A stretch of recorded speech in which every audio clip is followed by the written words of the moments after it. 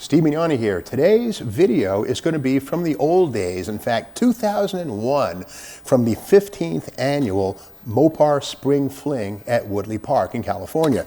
And in fact, these cassette tapes, these VHS tapes right here, are where these videos come from. And I used to host segments for Hot Rod Magazine. I'd get one of these as payment for the work, if you will.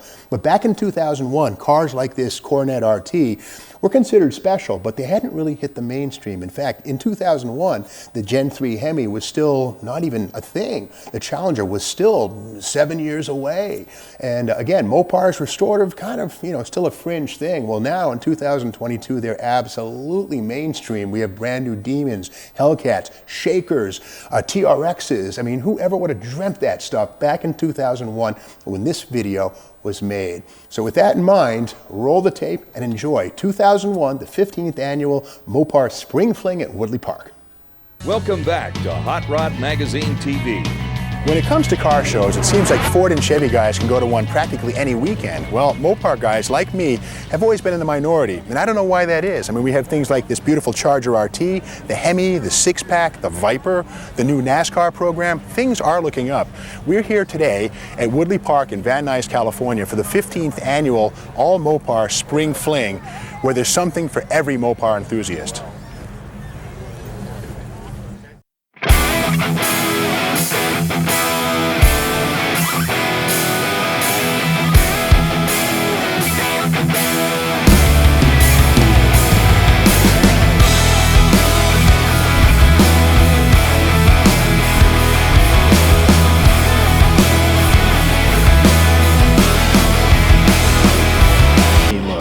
We're here with Rich Krasner of Phoenix, Arizona. Rich, give us some of the highlights of your Charger. Okay, well, it's a 1966 Dodge Charger. It's a 383 that's been stroked and bored to approximately 441 cubic inches. It's approximately 425 horse. It has a 200 horse nitrous oxide system on it.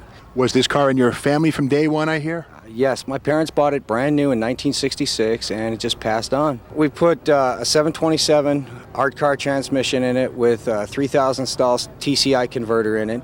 It's got Richmond gears with 391 posi. And what's the compression ratio? Right now, with the heads on it, it's a 10-2-5 to 1, so it's able to compensate for pump gas. But you know, when I bring it to shows like this, I like to put a little funny gas in it so it runs a little better. The paint on this car is absolutely beautiful. Tell me about it. Okay, well, it was painted in 1988 by Fat Alberts in Phoenix, Arizona. It's 88 Chrysler Flash Red. It's been two-staged with Glycerin, and it's got Sikkens underneath it for primer, and we just take good care of it. Now, I see you've lowered your car quite a bit. Why'd you do that? To give it a different look. With the fastback design, the car looks long, and the roof line has a tendency to throw it off and make it look longer than it really is. So I wanted to do something and give it like a pro street look. So I lowered the car and gave it a different stance.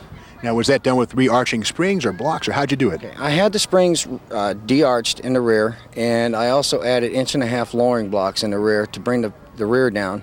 And on the front, what I did was I just lowered the torsion bars.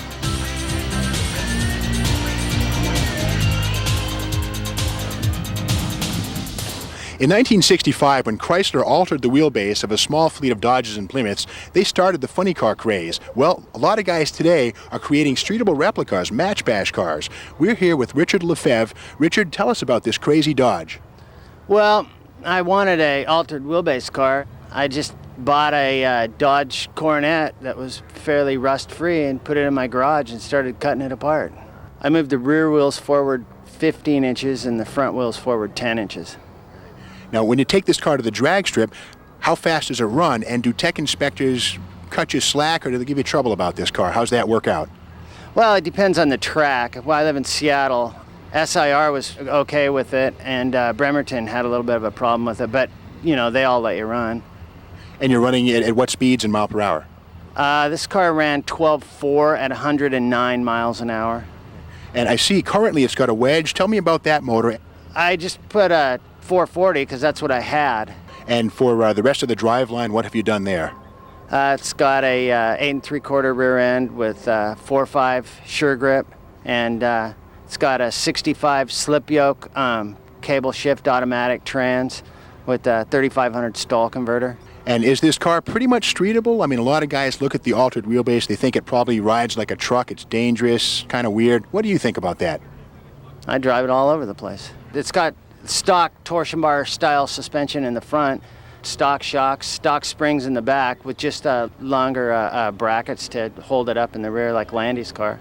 I had to make the torsion bars. It took $1,000 of machining just to make them 10 inches longer. I had to obviously cut the frame and move it forward and then modify the frame for it. And then I had to build new inner fender panels. With the rear axle moved forward 15 inches, I mean, these things were funny to look at. Of course, the term funny car came up. Why was that done? Weight transfer. They had 2% cars where they moved them forward 2 inches, and then for 65, they moved them forward all the way, and they were immediately outlawed. They wouldn't let NHRA wouldn't let them run, but AHRA had let them run, and they beat everything. The only thing they'd race is each other. Don't go away. There's still more to come from the Mopar Spring Fling when we return. Welcome back to Hot Rod Magazine TV and our coverage of the 15th annual Mopar Spring Fling from Woodley Park in Southern California. It's a 1969 and a half Dodge Super Bee lift-off hood. What's special about the car, it's a 440 six-pack. And those are pretty rare. The car has some unique features to it. The bumblebee stripe on the back, the lift-off hood was only in 69 and a half.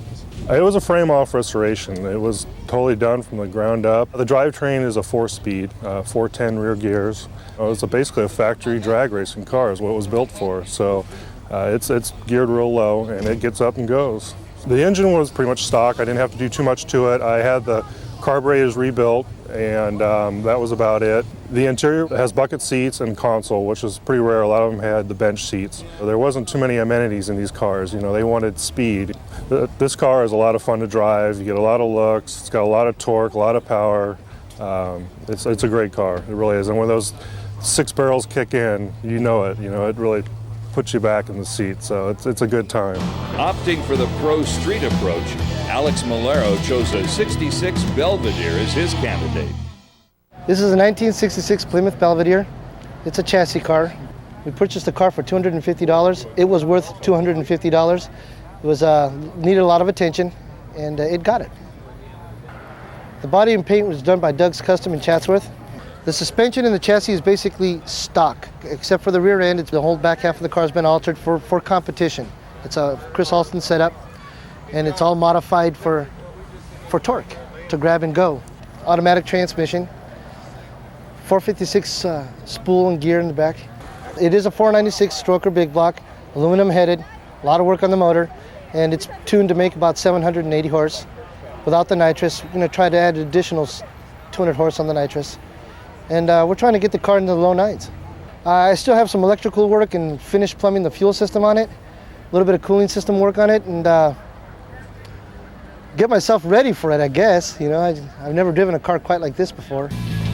Not to be outdone by his brother's 750 horsepower 62 Plymouth Belvedere, Don Robertson commissioned the same builder to work some magic into his 63 Sport Fury. It's a 63 Plymouth Sport Fury. It's got a full tube chassis underneath it, airbag suspension at all 4 corners. It's got a 426 Hemi with 4 Garrett ball bearing 2835R turbochargers on it, a Griffin intercooler, dual plenum intake manifold, 70 millimeter throttle bodies. It's going to get a direct port fogger nitrous system on the car also. Brand new Electromotive Tech 3 fuel injection system with 8 individual coils. We relocated the rear wheel wells 4.5 inches rearward to center the tires. The motor was set back 13 inches in the chassis to give us room for all the other details. Handmade firewall. It's got 4-wheel disc brakes, AFCO adjustable shocks all the way around. This car will be probably over 5,000 hours in construction to build from top to bottom of my labor, not including the paint work and the interior work, because everything on the car is pretty much hand built.